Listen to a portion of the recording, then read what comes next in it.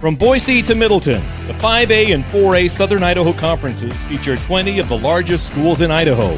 Highlighting the big plays and big stories from Idaho's biggest schools, this is the SIC Prepcast with Wayne Dzubak.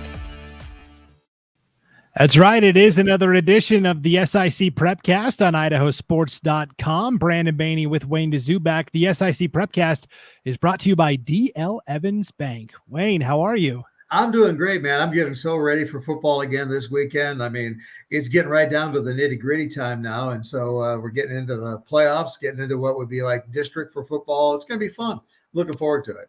Yeah, especially in that 5A SIC, right? This is the last week of regular season competition, and then next week will be all of the cross-divisional matchups where you'll have the SIC championship game. The two divisions winners will face off against each other, and then you'll have 2 versus 6 and so on and so forth from the other divisions. So yeah, yeah, you're the expert on that. I mean, you're the one that's got it all straightened out, all figured out. You can go to IdahoSports.com to find it all out. My brain's so messed up right now with what's going on because this is kind of a new thing, but I'm looking forward to it. I think it'll be a lot of excitement. Yeah, well, I'll tell you, Wayne, it was easy this year with 12 teams. Next year when there's 13, look out. Yeah, they got to make it tough on us guys. You know what I mean? It's too easy, guys. So, oh well, Yep. It'll be fun. For sure. Well, before we get into the football talk, let's talk about district soccer. Started last week. It is still continuing. So when you're listening to this, not everything will be set in stone, but Wayne, at least we can say on the boys and girls side, 5A, 4A, SIC, there are a couple of teams that have clinched state tournament spots.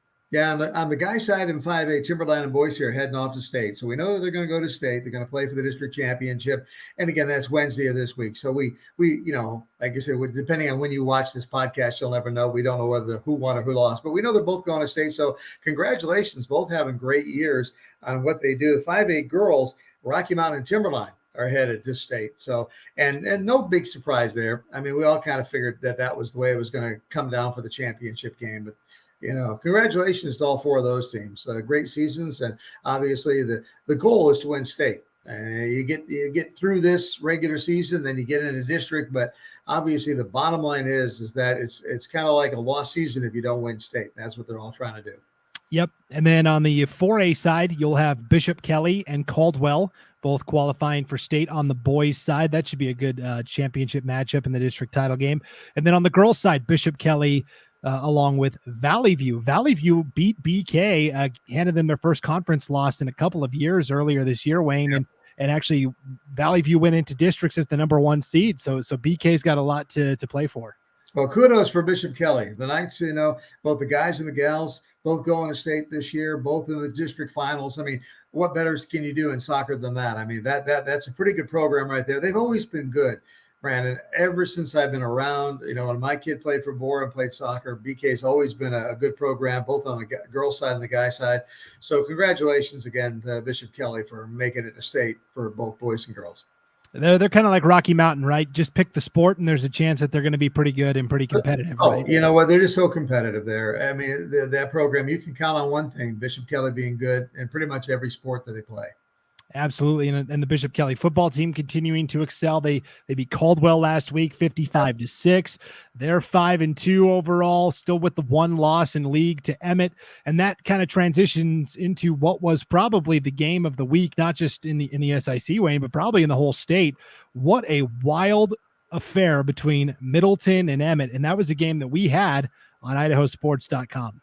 Yeah, I tell you what, and that's exciting there. And you know what? 41-38 was the final score, and it looked like Middleton was going to win that game. It was at Middleton. Everything was going smooth, and then a lot of things happened at the end of that game. You know what? It was one of those things where Emmett scored late, and then they decided not to go for the onside kick, but to kick it deep. So they kicked it deep, and then Middleton decided they wanted a point differential type thing because that was going to come into play down the road, point differential, not just a win-loss. So they decided to go for it and not just take a knee. And as a result, they fumbled, and bingo, just like that, it was opened the door for Emmett to score. They scored. They kicked the extra point. They won the game. Yeah. What do you say? Unbelievable. Yeah, Emmett was trailing 41-28 with 8:57 to play, and they started the comeback. Caden Young, 16-yard touchdown pass to Kason Pearson. They made it 41-35 with 1:05 to go. And then, as you said, Emmett elected to kick deep. Middleton could have kneeled the ball and escaped with the win, but their head coach, Bill Brock, said that, well, we didn't just want the win. We wanted to win by 13 or more, because that would give us the number one spot in the division based on the point differential. Because if Middleton had won, Wayne, we talked about this last week, it would have created this big three-way tie at the top with Middleton, BK, and Emmett, with all three teams beating each other. So Middleton, instead of securing the win, went for the bigger picture of let's get first place, and it backfired. Yeah, it absolutely did backfire. I heard about it today talking to somebody that lives in Middleton, and one of our webcast sponsors, and he was talking about it that, kids come in, it was Garbanzo's Pizza, and the kids come into Garbanzo's to eat. They're talking about the game and whatnot. And he was telling me, boy, they were upset with the coaching staff. They just wanted the W. They didn't care about the point differential. Just get the win. And you're right. Then you would have had, Emmett, BK, and Middleton all at 4-1. And now you don't. You got Emmett at 5-0, BK at 4-1. And then you got Middleton at 3-2, tied with Valley View also at 3-2 in the standings. So it made a mess of things, and kind of a lot of controversy and a lot of armchair quarterbacks out there right now. Yeah, and like I said, all three of those teams are going to head to the playoffs, but Middleton now, because of this loss, is going to take third place in the division, which means more than likely a road game, maybe one home game in the playoffs, and then if they win that, then they got to hit the road.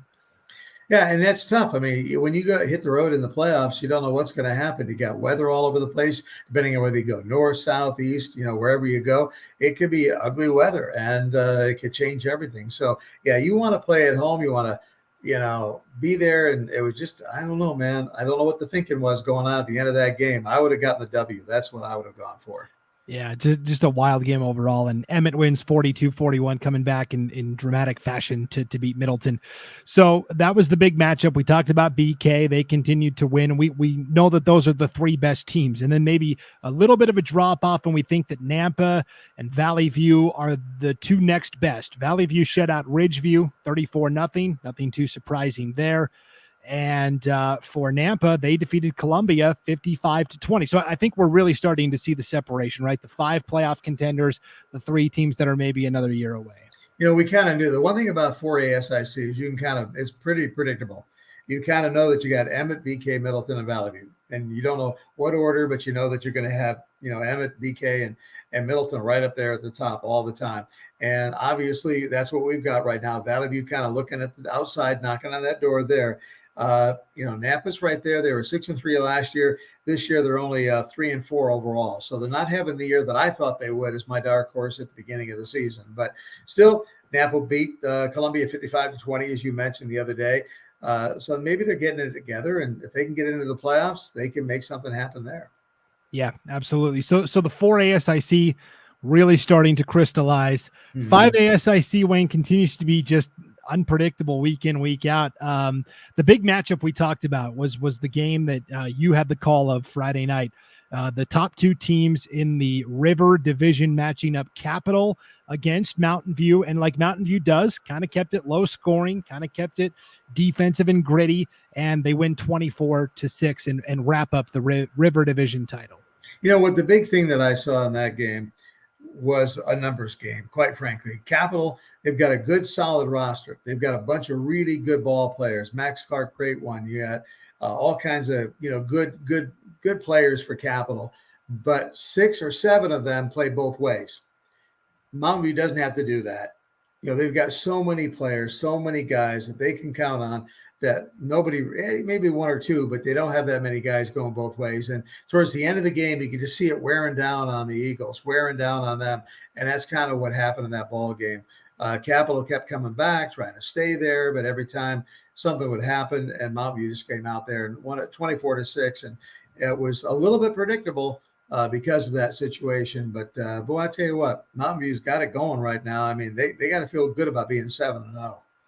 Yeah, 7-0, 4-0 in the River Division. And even if they were to lose next week to CUNA, which, again, not likely, but could happen. Right. Even if they were to lose that, they still win the River Division because of their head-to-head victory over Capital. So they've got that locked up. Exactly. Right. In the other division, Rocky Mountain still continues to lead 6-1 overall, 3-0 in the division. Their final game is going to be against Meridian. And this is where it gets really interesting because Meridian comes in 2-1 in the division. A win would tie them with Rocky Mountain and would actually give them the head-to-head over Rocky. So essentially, Wayne, in this matchup between Rocky Mountain and Meridian, the Foothills division title is on the line this Friday. Yeah, and I tell you what, Rocky Mountain, they've got some question marks right now. They lost to Valley View earlier this year, and then their game against Timberline on Friday night was 16-16 at halftime, guys, 16-16. And then, of course, 14 points in the second half. Rocky Mountain's defense shut down Timberline in the second half, no points at all, but to go on to win at 30-16 rather. But the bottom line is that Rocky Mountain is, as good as they are, as powerful as they are, and the reputation they have, they seem to be susceptible. They seem to have something right there that they're not unbeatable this year. And so it's going to be interesting to see what Meridian can do. All depends whether or not they got Zeke Martinez or Malachi Martinez at quarterback. Malachi, it's been a tough senior year for him because he's been hurt, came back, got hurt. Whether he's going to come back, I don't know. But yeah, that's going to be an interesting game. And I think really if Malachi can play a little bit in that ball game, it'll make a difference. I think he is the better of the two. Only, I think they're both physically great, but I think only Malachi, because Malachi has that experience that Zeke doesn't have. Right. And Malachi was able to play. I don't know if he played the whole game, but Meridian had a pretty easy time with Boise winning 48-7. So, and I guess I should clarify, Wayne, I guess if Meridian were to beat Rocky Mountain this Friday, you would have just kind of like in the 4A SIC, you'd have this three-way tie at the top between Rocky, Eagle, and Meridian with all three teams beating each other. So it actually would be kind of fun to see that, wouldn't it? Yeah, it really is fun to see what they're doing right there, right now. I'm getting a kick out of it. So Eagle had the other kind of interesting matchup against Skyview, and we thought, okay, this is Skyview's opportunity to prove that they are ready to take that jump to the next level in the SIC, but Eagle knocks them back 51-14 the final.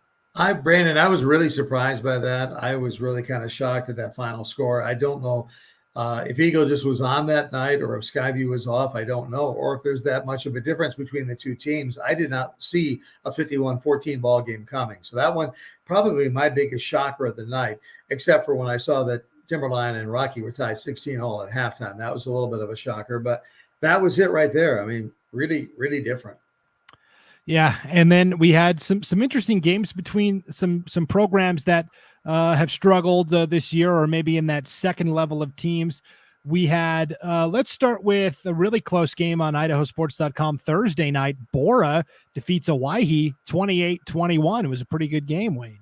Yeah, I did that game. I really thought Owyhee had a chance to win that game. They looked strong.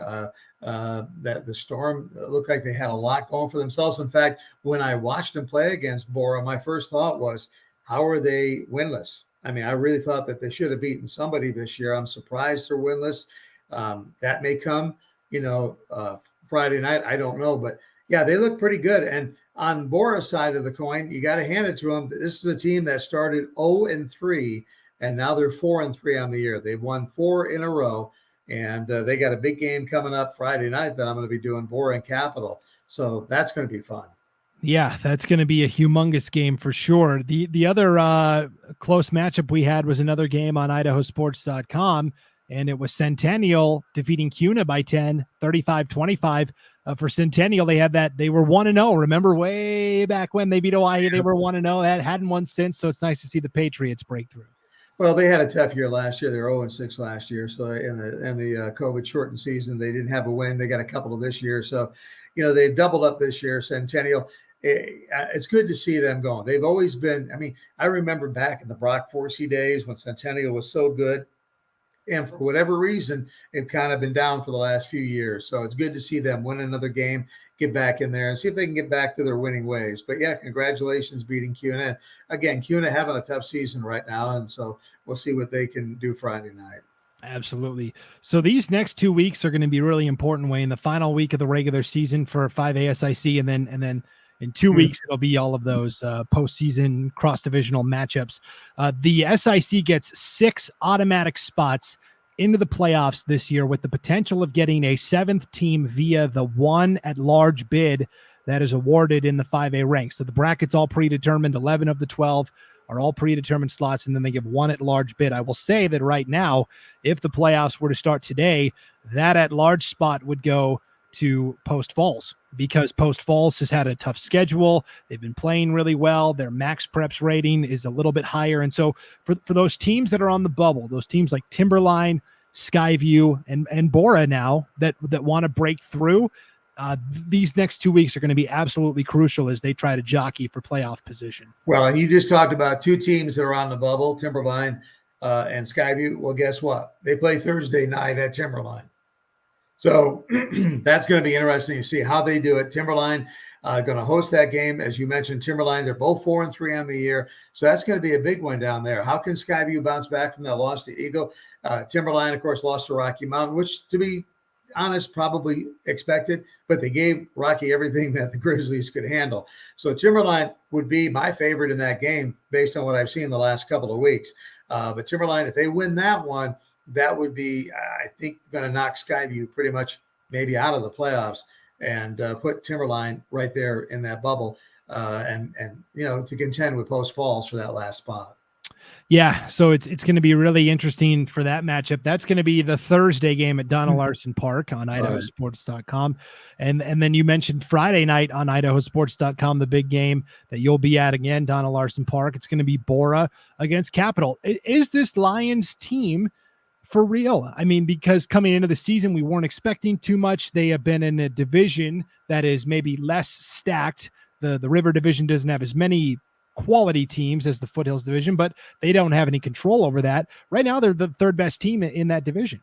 Yeah, well, here's the big difference is on defense. They've gotten it together on defense, to be honest with you.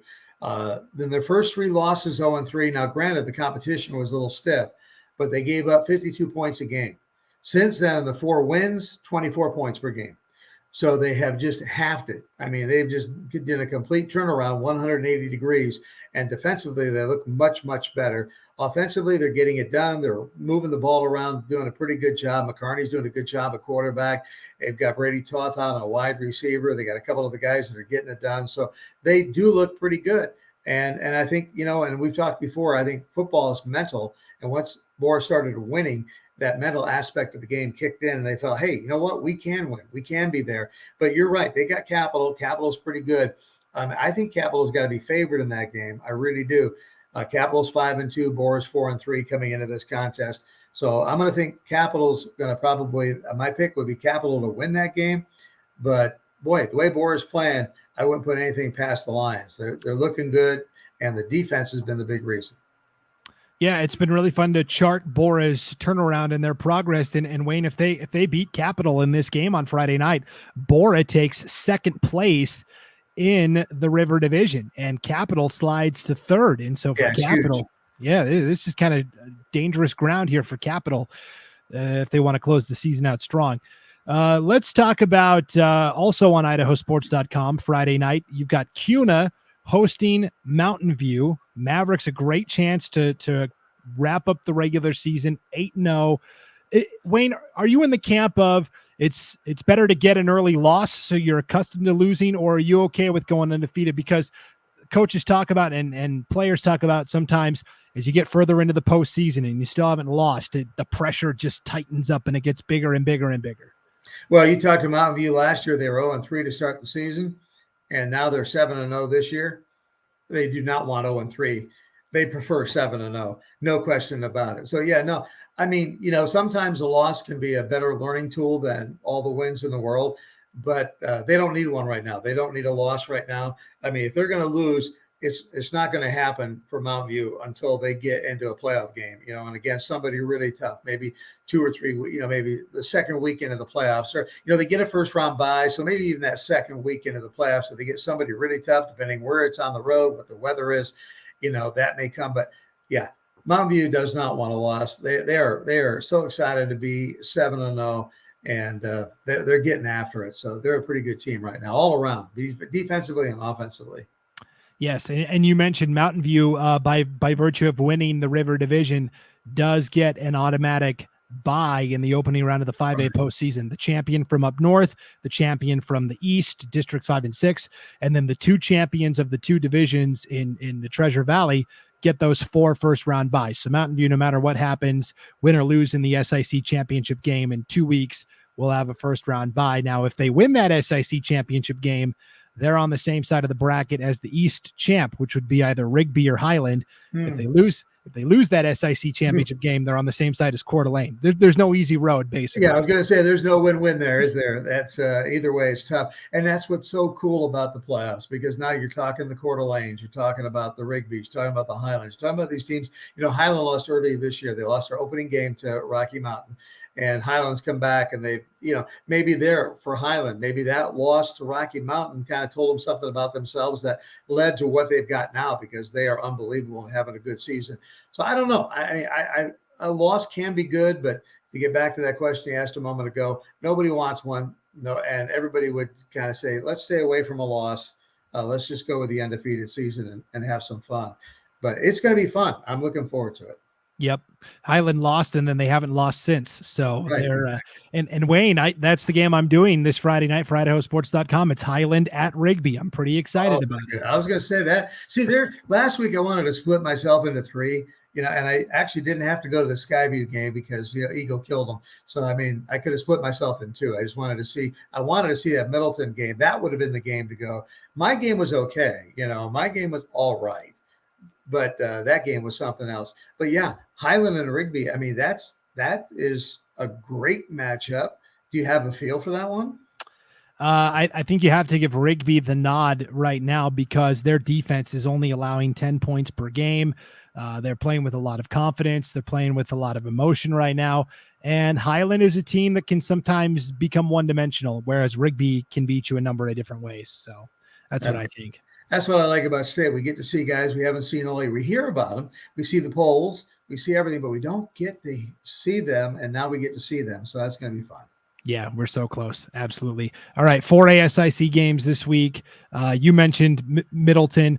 The big game is Middleton at Nampa. Now, if you'd come to me this time last week, I would say Nampa's in a pretty good spot to maybe pull off the upset. I feel like there's no chance of that now. Middleton is going to be so fired up and so focused that it's going to be really hard to knock them out. See, I agree with you on the one side. On the other hand, that one's at Bulldog Stadium, natural turf.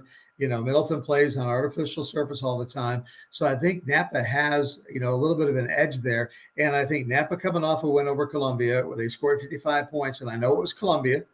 But the bottom line is I picked the Bulldogs for a reason to be our dark horse. 6-3 last year. Gabe Navarro at quarterback. It was as long as he's pulling the trigger, anything can happen. If he gets hot, Nampa gets hot. They may be heating up to the point where Middleton may be just at the other point where so much controversy over this situation, so much talk that they haven't put it behind them yet and thought about Nampa.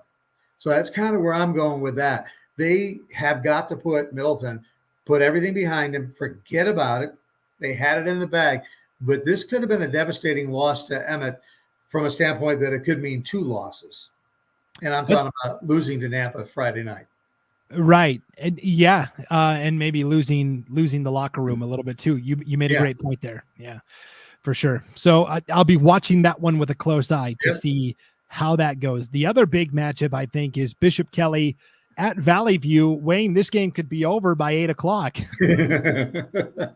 It's funny because BK's 5-2, Valley View's 4-3. So you look at the records and you go, but you know what? Boy, I tell you what, BK is awful tough. The only thing going for it, that game is way out in Valley View.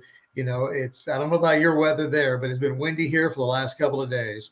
And, Valley View is not protected from anything. It's out there. It's going to be windy. So who knows? What happens? It's going to be runner versus runner, ground game versus ground game. We'll see what happens. Wayne, the weather over here is a sore subject. We've got about 4 to 5 inches of snow right now. Oh, you're kidding me. No, I got to go shovel when we're done with this, actually. So. You know what? That's kind of cool, but you're right. When you got to go shovel, I got to go mow when I get through with this podcast. So there's a big difference between the two. I'd trade you in a heartbeat, no doubt. So Bishop Kelly Valley View, two teams that love to run the football. So that's going to be an interesting game to keep an eye on as well. The other games, you got Emmett hosting Columbia, and then also Ridgeview here. Okay. Ridgeview at Caldwell. Ridgeview 0-6, Caldwell 0-7. I love when these types of games happen because this is a chance for somebody to get that first win. Yeah, I'm glad you brought it up because I was going to say we're talking about big games. I don't care who you're talking about, okay? For these kids at Ridgeview and for Caldwell, this is a big game. It's an opportunity for somebody to get a victory that they haven't had all year long. And boy, I tell you, they will cherish that this year if they can get that. So that's going to be a big one for these two teams coming at each other. Yeah, I will say Coach Fleshman, Steve Fleshman, the head coach at Caldwell, he's done a tremendous job with this team. They Homedale is a 3A power, right? They're undefeated. They beat Sandpoint earlier this year, a 4A team. They only lost to Homedale 36-24. That was way back in the season opener. And after last year, Wayne, when they had to basically cancel games or forfeit games because of a lack of eligible players academically, the fact that he's been able to keep these kids on track through the course of a whole season, I think is a tremendous win in and of itself. So many things going on, so many things we don't know about that we can't address and stuff like that.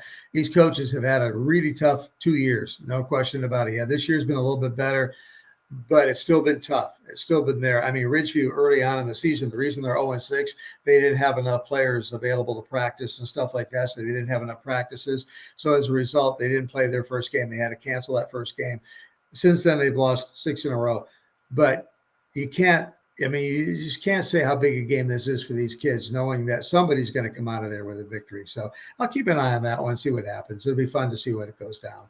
Yeah, absolutely. It'll be a lot of fun to talk about for sure. So we're about to the part of the podcast where we hand out our gold stars. Before we do, Wayne, I just wanted to give another shout out to the Skyview volleyball team again, real quick. Another weekend, another out-of-state tournament, another easy victory. This time they went to Bend, Oregon, and they won the Clearwater Classic. They went 6-0 against Oregon schools of all sizes. They didn't drop a single set. Again, I mean, I'm running out of things to say at this point about the Skyview volleyball team, but I've got their overall record at 20-2. Is that updated or is it better than that? That's 22 correct. Is right. Okay. I mean, that's amazing. 20-2, and the 2 losses, of course, are ones that came in that Vegas tournament where they played, teams from all over the country. Yeah. It's just remarkable. It'll be fun to watch them as postseason volleyball starts up kind of this weekend and then really into next week. So that'll be a lot of fun to watch. So, all right, Gold Star time. This is where we hand out the helmet stickers, the Gold Stars, to the top performers of the week. Wayne, who's batting leadoff today? Well, I'll go first because I had 2 things I wanted to mention. I want to give honorable mention to Caden Young, the quarterback for Emmett. I mean, he rushed for 5 touchdowns, passed for another in that big 1-point win over Middleton. Fantastic. I mean, 6 touchdowns. How can you beat that? Okay. But I tell you what, we've done a lot of 5 touchdown guys who are, given the gold star. So I'm going to give him an honorary gold star because he is something else. He may be, Coach Hargett saying he may be the best football player in the state of Idaho. I mean, that's how he's promoting him. He's that good. So I want to mention him. I did not want to forget the kind of game he did. I mean, he used his legs for those 5 touchdowns. But when it comes to gold stars today, Centennial's been having a rough year. I mean, they've gone through a lot of stuff. So I want to mention the job that Jacob Carney did. He had a 99-yard fumble return for a touchdown. And then he had a 73-yard pick 6 for a touchdown. And that went over CUNA. So, I mean, you don't see that very often. He's scooping up a fumble, going 99 yards for a touchdown, pick 6 for 73. Those are big-time plays, big-time defensive plays. So congratulations, Jacob Carney. He gets my gold star today from Centennial. Yeah, that was such a nice win for Centennial as Coach Matt Green, a Centennial alum, trying to build that program back up to where it once was. And it's fun to watch him continue to build that program for sure. So that's a nice gold star. I'm going to go back to Emmett. You talked about Caden Young. He did score the game-tying touchdown on that run with no time left. Mm-hmm. And then I'm going to give it to the kicker, Jorge Rivera, because, you got to have nerves of steel, zeros on the clock, stepping in for a PAT. Kicks are no gimme, Wayne. I'm watching college football Saturday. I'm seeing missed kicks all over the place. NFL Sunday. I'm a Green Bay Packers fan. Did you see that game on Sunday, Wayne? I didn't see the game. No, I didn't see it, but I saw it went to overtime. Well, they were playing the Cincinnati Bengals, and between the two teams, they combined for 5 straight misses in the final 2 minutes of regulation and then into overtime as well before Green Bay finally kicked through the game-winning field goal. But I mean, it was touch and go there for a while. So kicking is no walk in the park, and so I'm going to give my gold star to Jorge Rivera. His kick is actually what won Emmett the game, 42-41 over Middleton. Yeah, I like that. I love giving kickers some love because, like you say, if the pros can't get it right, it's that tough for the pros. You think about these high school kids coming out there, and you look up and there's double zeros up there, and it's a tie ball game. Yeah, you're going to sit there and go, oh, you're thinking about it. And you know how mental kickers are. So it's got to be tough. So that's a great gold star. I like that one. Yep, for sure. Well, it's going to be another great weekend of competition. By this time next week, Wayne, we'll be able to talk about more soccer teams that qualified for state. Districts will be all wrapped up. We can kind of start previewing how we think local soccer teams are going to be doing. Volleyball is going to be into district play, and then we'll be into the stretch drive for football as well. So it's an exciting time of year. Yeah, we also have district coming up next week for cross country. Yes. So we know that's coming up, and saw you guys do a cross-country meet last week. You and Paul were out there doing that from Pocatello, and that was pretty cool watching you guys do that. Great to see that cross-country is making the airwaves at IdahoSports.com.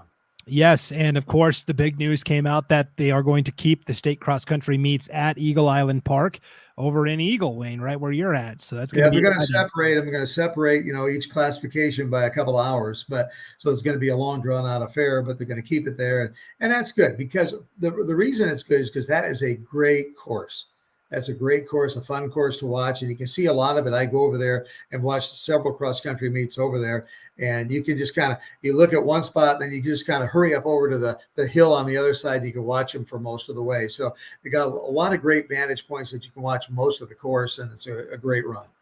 Yeah, it's going to be a lot of fun. So, again, the games on the broadcast schedule for IdahoSports.com this weekend, football games, audio only, Thursday, Skyview against Timberline at Donna Larson Park, and then 2 games Friday, Bora against Capital at Donna Larson Park, and also CUNA hosting Mountain View. All of those games kick off at 7:00. So real quick, Wayne, let's hear from our sponsor, D.L. Evans Bank, and then we will wrap things up here on the SIC Prepcast on IdahoSports.com. Wherever you are, D.L. Evans Bank is right there to help. From applying for loans to opening new accounts and signing documents, personalized service is just a video call away. This is Bank Live with D.L. Evans Bank. This is Community Banking.